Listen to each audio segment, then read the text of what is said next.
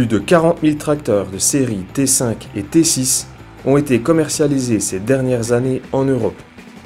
Afin de conserver cette dynamique sur le segment de puissance des 100-150 chevaux, New Holland décline plusieurs équipements hérités des grands frères T7 pour les nouveaux T5 et T6.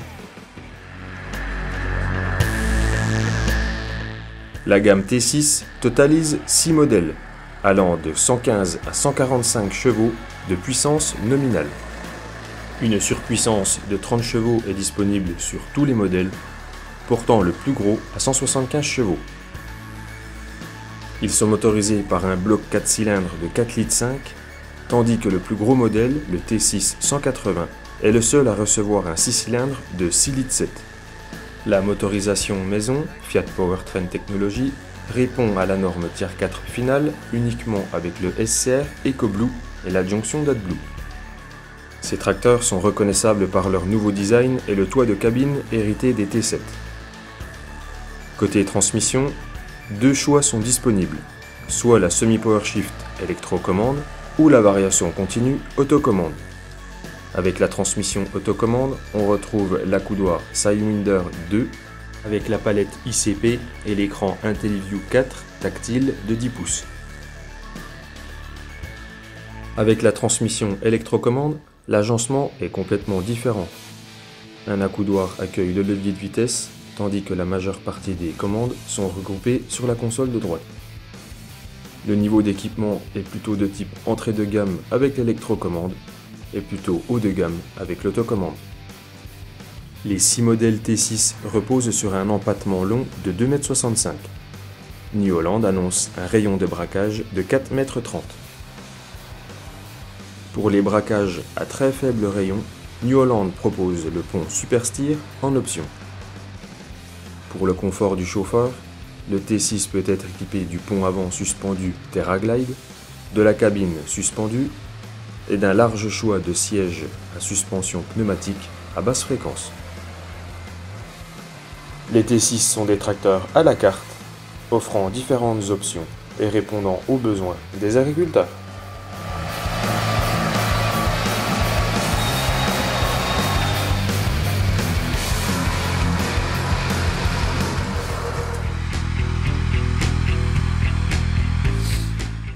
Destinée à une clientèle d'éleveurs et polyculteurs-éleveurs, la gamme T5 compte 3 modèles de 99, 107 et 117 chevaux.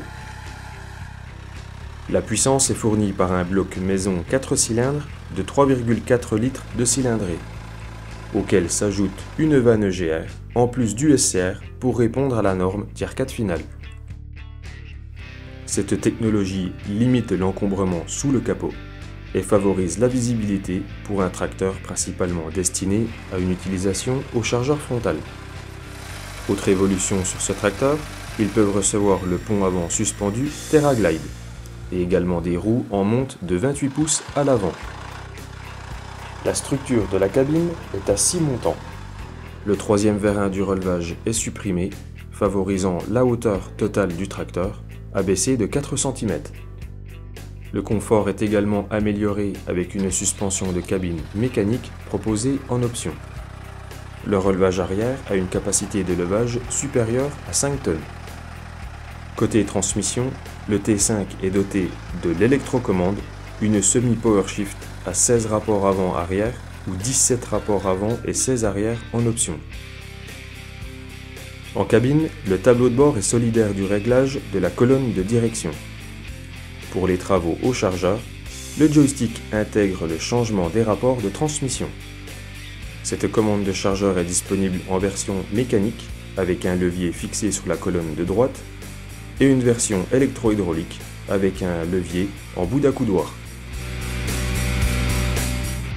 Le pare-brise panoramique associé au toit ouvrant vitré renforce le confort et la visibilité pour les activités au chargeur frontal. Notons également que le pare-brise peut s'ouvrir. Pour faciliter la conduite avec la transmission électrocommande, un automatisme se charge de passer les 4 vitesses PowerShift. Enfin, notons qu'avec le passage à la norme Tier 4 finale, le constructeur en a profité pour augmenter la réserve de couple qui atteint 42%, et un couple de 491 Nm sur le plus gros modèle de 117 chevaux.